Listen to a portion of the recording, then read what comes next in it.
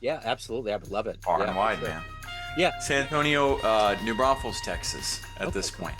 So are you So affected by any of this flooding and electricity and everything? we were so lucky. It was supposed to hit Port Aransas on Sunday, and we had plans to go to Port Aransas on Sunday. Wow. So we made the trip one day later. The storm moved to the right. We're sorry for Houston, grateful for Port Aransas. I gotcha. No, we had a great time. So I am just getting back from that. Literally, I just got in, Okay. last night and hit the hay, woke up. All right, showtime. I love it. Yeah, I'm in Kansas City. We're landlocked, so that's where I'm coming out of. Yep. So, Yeah. Have yeah. you are you familiar with Sam Silvio from M Chamas or JP Morgan over at Pierpont's? The names are very familiar, and I know the places well. Yeah. Okay. Those are the owners of those two restaurants. I used to be a co-founder of a restaurant software. Okay. So Kansas City became one of our hubs that really helped us expand onto the map. I never met any of them in person, but I did all the phone support with them and Oh, helping cool. them move it Yeah, forward. So it's a great culinary town for sure. So, well, man, yeah, and you're a visionary. You're a wonderful entrepreneur. I want to get into all of your work. And before we do that, 4 years ago, the pandemic was really throwing everything into a tailspin, and so much happened. How did you survive that time period, and how did it change the way that you do things? dude, there's two ways to put that. We didn't, for one. Yeah. You know, it was interesting. That company, by the way, so Restaurant Connect's the name of the company. We imploded a couple years before the pandemic. So as a company, we all had different visions for how we wanted to grow it. And we had just raised 100,000 with the Baylor Angel Network. We had 100 distributors through PosiTouch, the POS system provider, had the Masters Tournament in Augusta, 36,000 recurring monthly revenues finally after 3 years of grinding it out and just trying to make it happen. And so we finally kind of climbed over the hill. But what I saw when we got over the hill was very similar to that kids movie Homeward Bound, where the dogs and the cat get over the hill and they see the Colorado Rockies, and they're like, and they kept going, of course. Now, me, Yeah. man, I set up shop. I was like, I'm done. I'm mentally checked out. I set up shop, decided to help anybody crazy enough to do the rest of the journey. But fast forward, and I got sued as one of the founders of Restaurant Connect. So here I am in a barber's chair, and I get served, and I'm just like so fast. I'm like, how the heck did you find me? He laughed and walked out, and I looked, and it was a lawsuit for the company, but I was no longer affiliated with the company anymore. I'd given everything up, and so I was mad, and I was gonna take that, send it to a lawyer, and say, let's go after him. I get home, I go, I call a lawyer, and then I get this feeling, call Adam. It's time to call him. I start crying. And I call up Adam and I say, hey, man, like, I'm really upset with what happened to us. You're getting sued by one of our distributors. I was going to jump on the bandwagon and do the same thing, but what happened to us? And we start talking, and I say, look, I'm going through a divorce. I'm tired of losing people. You guys are like family. I know I screwed up on my end in many ways, what you guys did. But anyway, we had this heart to heart brotherly conversation. And next thing you know, we get back together. Right. So I go to Austin, we meet up, first time in years. And at that moment though, when I told him, hey, I messed up on my end, in lots of ways. I was young and dumb. You guys messed up in certain things. He said, Jackson, when you left, we hit our peak. I would have never learned that. We would have never felt that way. We would have never talked about it. And so fast forward, this was in the end of 2019, right? So we get back together. I'm getting married in Mexico in February of that year, and COVID hits. And with COVID, the entire East Coast of restaurants shut down, and we lost $15,000 per month in revenues. Within another week, the West Coast shuts down. We lose another $20,000 in revenues per month. And we both decide, like, all right, I'm going to go work in a solar position for one of my clients, the president of the solar company. He was going to continue to try to hold that together. No, Restaurant Connect has now it's selling off into the graveyard after 20 plus years, of trying to move it. So no, it didn't survive. You go through hard things in business. One of them is not the demise of a brand. It's I would reflect back on it's keeping team members together and making sure that you care about your relationships and that at the end of the day, that's what has finally survived that process. And we're brothers again, and that's way more important to me than the software. So if I put you in front of a bunch of third graders at career day right now, and one of the kids said, "Hey, what do you do for a living?" How do you answer them? I help people. That's it. I do what's best for those that I serve. I've been blessed with a lot of talents to be able to do that in business. But if you pursue your passions, learn what you're purposeful about, learn what you really, really love, and you guys have time, gamify your life. Find things that you love, that you're passionate about, ways that might just help other people smile and have a good day and pursue that. Even though other people might tell you it's crazy, you'll end up having a life that you love. So what were the seeds that were planted into you early on in life that grew into who you are to help people and to be a visionary? Yeah, so I didn't learn that fully until I was training a bunch of salespeople. I had this Monday training. There were 60 to 80 of us, and they would always ask me like, Jackson, where'd you learn to sell? So here I was in the sales mentor. It's now shut down, but they had 14,000 people in this group learning how to become high ticket closers. And within 7 days, they asked me to work for them. And I didn't really know I was good at sales. I thought I was pretty bad at it. And as I went through and listened to this guy named Taylor Welch bridge some gaps, I started to realize like, oh, okay, I'm pretty darn good at this stuff. I just didn't have formal training. And so I keep getting this question, Jackson, where'd you learn to sell? Where'd you learn? Well, I said it was on my mission. And I was 19 years old talking to 80-year-old atheists about God in a language I didn't speak. It's one of the hardest sells that there is. But I realized, nope. When I was 3 years old, I heard my parents yelling at each other. I ran through the master bathroom, through their closet, jumped over the bed, shoved them apart, and I said, stop. And they looked at me, and I could have gone very, very bad for a child with an alcoholic father. But they both stopped. They both listened.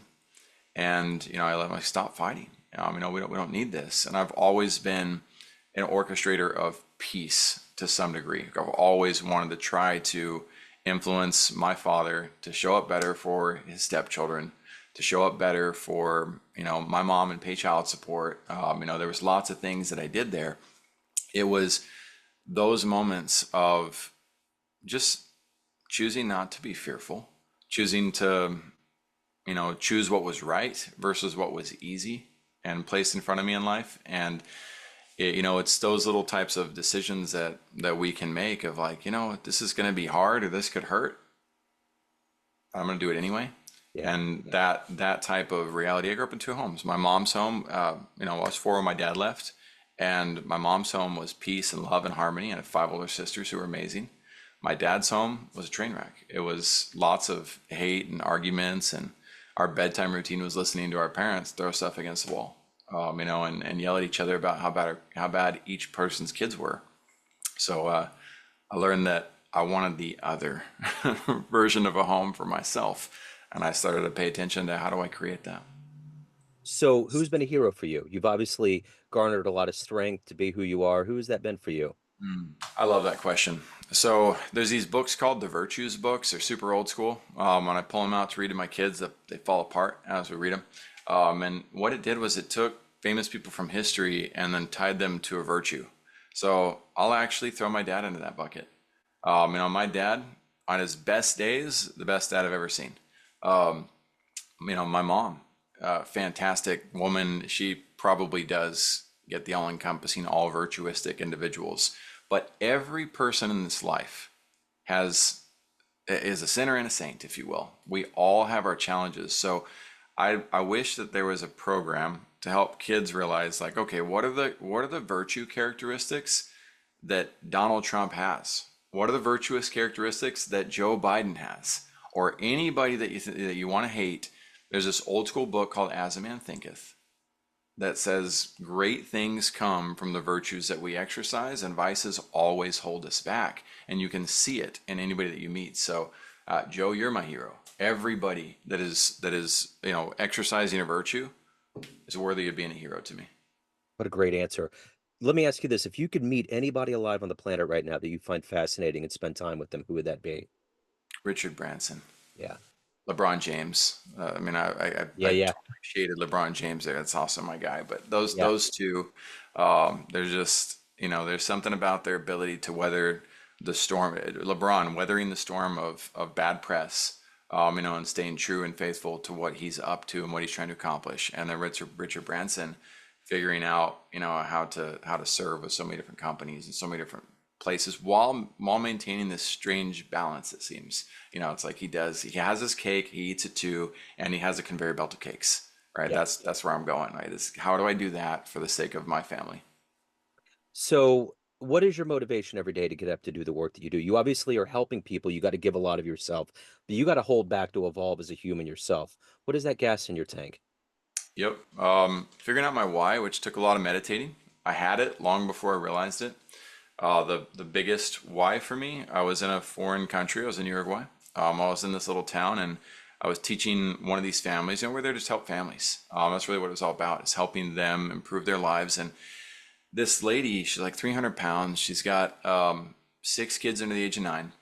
The oldest child looks exactly like my nephew, right? And so I'm coming to their house, and they lived in a little shack. I mean, there was one wall half dividing. There was dirt floors. She had one twin mattress, and it was worn so thin you could see the dirt coming through it. And so I'm wondering while I'm there, like, where does my nephew sleep?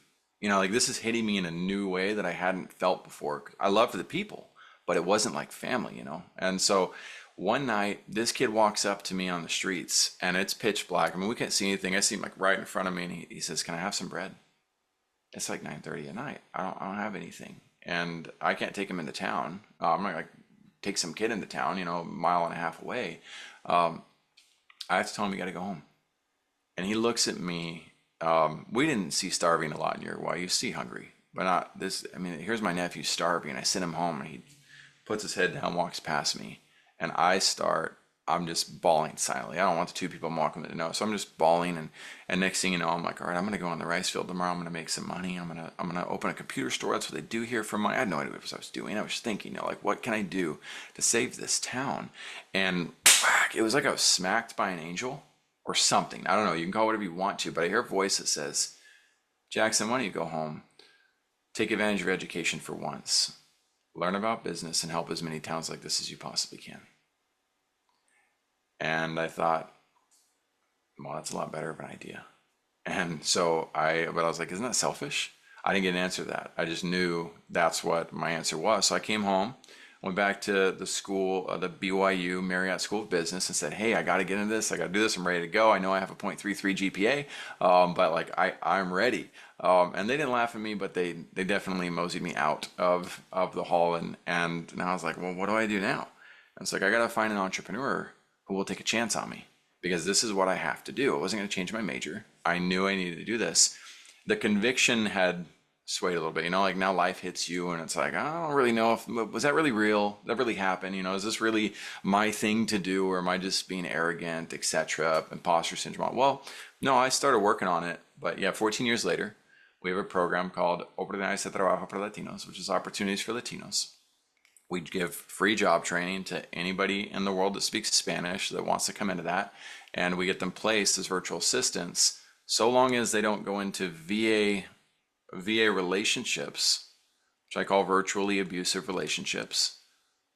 We're awful to the VAs we hire in America. We're so bad. We treat them like Payless shoes, Yeah. versus treat them like human beings. So they can go get the jobs they want to, but we try to facilitate relationships with entrepreneurs who are leaders, right? Who really, really care about their people and try to get them placed through those networks. And yeah, that's my motivation. My kids, every kid I've had, I have 4 kids. All of them are another layers of motivations and whys. But at the end of the day, I want my kids to know, like, if they ask me about any project that I've ever worked on, right, I want them to be happy and proud that their dad worked on that. So, what's the best advice you've ever gotten? Uh, First commandment, love God. Second commandment, love thy neighbor as thyself. Love, love, love. That's Yeah. it, man. So, what are you the proudest of everything you've done? You've done so much. What are you the proudest of?